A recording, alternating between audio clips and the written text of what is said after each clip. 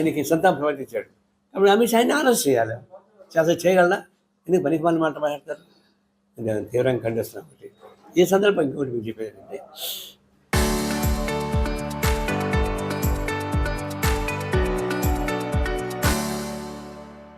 మేము మొదటి నుంచి కూడా జనసేన సంస్థ కావాలని చెప్పాం. ఇంకోటి ఇది అవుట్ ఆఫ్ కంటెస్ట్ అయినా మీకు మమ్మల్ని విమర్శించేందుకు ఒక పాయింట్ ఇస్తారు మీరు. ఎందుకంటే కమ్యూనిస్టు ఉద్యమంలోనే ఒక ప్రాబ్లం ఉంది. ఆ ప్రాబ్లం ఎక్కడ? తెలంగాణ సాగిపోవడం జరిగింది ఇక్కడ. అంతకుముందు బ్రిటిష్ సామ్రాజ్యవాద వ్యతిరేక పోరాటంలో కమ్యూనిస్ట్ పార్టీ సాక్రిఫైస్ చేసింది. బీజేపీ వాడు ఎక్కడ చేయలే. బీజేపీ అన్నాడు ఆర్ఎస్ఎస్, జనసంఘం వాళ్ళు 1925లో పుట్టారు, సిపిఐ 25లో పుట్టింది, ఒకే సంవత్సరం పుట్టింది. కానీ వాళ్ళు ఎప్పుడు ఎక్కడ కానీ స్వతంత్ర పోరాటంలో పాల్గొనేటువంటి దాఖలాలు లేవు. కమ్యూనిస్ట్ పార్టీ పుట్టిన అనుకోని దాని స్వాతంత్ర పోరాటం పాల్గొంది, అనేక మంది చంపబడ్డారు. అయితే లాస్ట్లో చిన్న తప్పు ఏం చేసామంటే, స్వాతంత్రం వచ్చినప్పుడు దాన్ని గుర్తించడం నిరాకరించాం. ఎందుకంటే రాజీ పడినటువంటి ప్రభుత్వం చెప్పేసి అని ఒక మాట అన్నాం. అది కొంచెం పొరపాటే. మళ్ళీ 48లోనే మేము గుర్తించి మళ్ళీ అద్దె దగ్గరకు వచ్చాం. అది మిస్టేక్, అది రియలైజ్ అయినాం. రెండవది ఏంటంటే, తెలంగాణ సాయుధ పోరాటం స్టార్ట్ చేయడం కరెక్ట్ టైంలో స్టార్ట్ చేసాం. రావినారాయణ రెడ్డి, పద్మనారాయణ రెడ్డి, మగ్దూమ్ మహమ్మద్ అంతా కలిసి సాయుధ పోరాటానికి పిలిపించింది కమ్యూనిస్ట్ పార్టీ.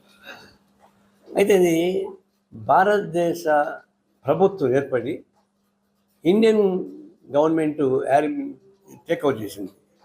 నిజాన్ని టేక్ఓవర్ చేస్తే అప్పుడు fight between Indian government and communist, not with the Nizam కాదు. నిజాం పక్కెళ్ళిపోయాడు. అక్కడ తక్షణమే ఆపి ఉండాల్సింది సాయుధ పోరాటాన్ని. మాకు ఎక్కితే దిగదు కదా, కమ్యూనిస్ట్కి ఒకసారి ఎక్కిందంటే దిగడం కష్టం అవుతుంది.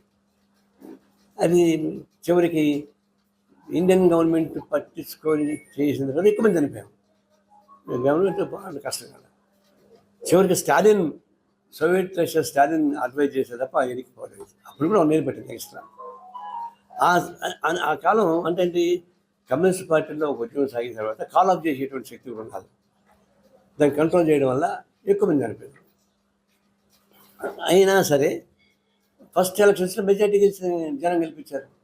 రామనారాయణ రెడ్డి డెఫినెట్ కన్నా ఎక్కువ ఓటు వచ్చాయి కదా. తర్వాత తెలంగాణ, ఆంధ్రాలో మెజార్టీ సీట్ మనకు వచ్చాయి. ఆంధ్రాలో అయితే ఉమ్మడి రాష్ట్రం నుంచి మద్రాసు విడిపోయేటప్పుడు మెజార్టీ సీట్లు సిపిఐకి ఉన్నాయి. అప్పుడు రాజాజీ ఏం చేశాడు? తమిళనాడు నుంచి కాంగ్రెస్ పార్టీ వాళ్ళు ఎన్నికైన ఒక 6 మందిని వీళ్ళు కలిపి అది మెజార్టీ చూపించాడు. లేకపోతే కమ్యూనిస్ట్ గవర్నమెంట్ రావాల్సింది అప్పుడే 52లో. అది అంటే ఒక్కోసారి కమ్యూనిస్టులు చేసే దుందుడుకు విధానం కూడా నష్టాన్ని తీసుకొస్తుందని చెప్పడానికి ట్రై చేస్తున్నారు.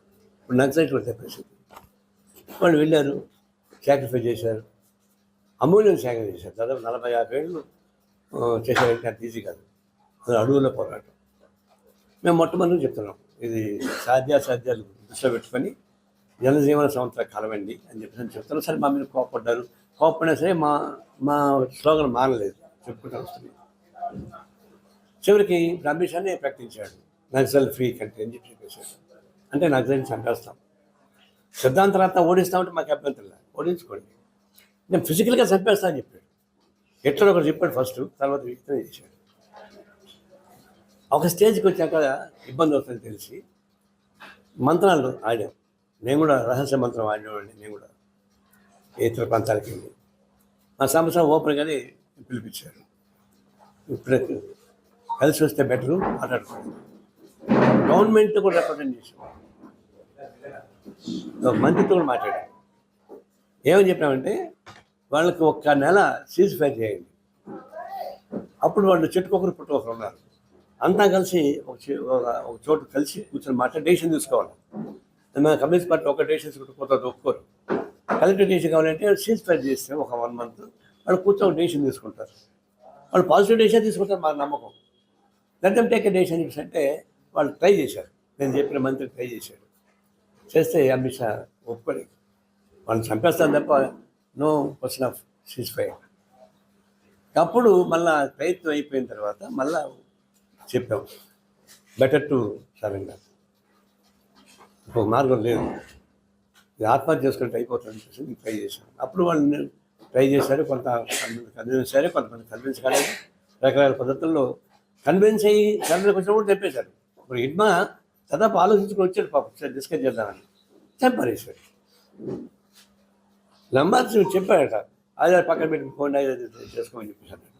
లేకపోతే ఆయన చంపే అడుగుతాడు కాదు, ఆయన చంపే ఆయుధాలు లేవు, వదులుకుంటాడు. అంటే వాళ్ళ వైపు నుంచి మార్పు వచ్చినా కూడా మీరు మారడానికి వీలు లేదు, మేము చంపేస్తాం మిమ్మల్ని ఒక దుర్మార్గమైన వైపు తీసుకున్నారు. చాలా నష్టపోయారు. కొంతమంది బయటపడిన కొంతమంది ఈ ఏసీలో కూర్చున్న విప్లవాలు ఉన్నారు. కొంతమంది వాళ్ళు విమర్శించారు, మీరు ఎట్లా సాగంట అవుతారు, మీరు ఇట్లా చేశారు, మీరు దోహం చేశారు. కొంతమంది రాశారు, మీ జాతి వాళ్ళే కొంతమంది, వాళ్ళంతా వీల్ చైర్లో కూర్చొని ఏసీలో కూర్చొని మాట్లాడేవాళ్ళు. మీరు ఇంకా తెచ్చిపోండి, మీ సంతాపం చెప్తా ఉంటాం, మీరు చచ్చిపోకపోతే మీ సంతాపం ఎట్లా చెప్తాము, మా పేపర్లు ఎట్లా చెప్పారు అని చెప్పి దుర్మార్లు కొంతమంది ఉన్నారు. రోజు పెట్టారు వాళ్ళు వచ్చిన తర్వాత ఇప్పుడు వాళ్ళ కూడా విభేదాలు ఏదో ఉన్నట్టున్నాయి. ఇది సైద్ధాంతిక విభేదాలు ఇంకా ఉంటాయి. మేమనంటే దాన్ని అన్ని పక్కన పెట్టండి,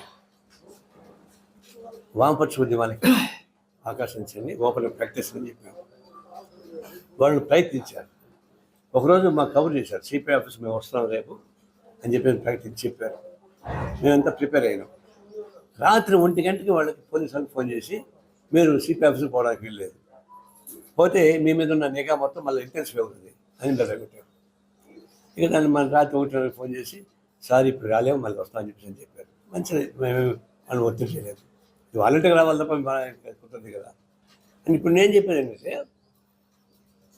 ఒక ప్రముఖ మాజీ నేత నాకు బాధ వేస్తుంది, కంట్రోల్ నీళ్ళు వచ్చి నేను సూసైడ్ చేసుకుంటానని అన్నాను. చల్లగా ఏంటి ఎందుకు అంటే, అడుగున్నప్పుడు ఏదో ఆత్మ కొరకు బతికాం మేము, వీడికి వచ్చిన తర్వాత మాకు తిండి లేదు, ఎవరికి వృత్తి లేదు, మేము అక్కడ కలలేకపోతున్నాము, ఒక విధంగా ఆత్మ గౌరవం లోపించే పద్ధతి మాకు వచ్చింది అంటే, అప్పుడు అన్నాము, ఏం అట్లాంటి పని చేయబాకండి, మీకు అవసరమైతే మేము సిపిఐగా మేము అనుకుంటాం, మా పార్టీ ఆఫీసులు ఉన్నాయి, మాకు ఓల్డ్ ఏజ్ హోమ్స్ ఉన్నాయి, మేము మిమ్మల్ని పెట్టుకుంటాం, కాబట్టి అట్లాంటి జోలికి పోబాక చెప్పేసి మేము బాబాయ్ వేయాల్సి వచ్చింది. అంటే వీళ్ళు ఏం చేస్తారు, సరెండర్ అయిన వాళ్ళని రెస్పెక్ట్ఫుల్గా గవర్నమెంట్ చేయడం లేదు, వాళ్ళకున్న గౌరవాన్ని కాపాడుతూ వాళ్ళకున్నటువంటి ఇబ్బంది కల్పించి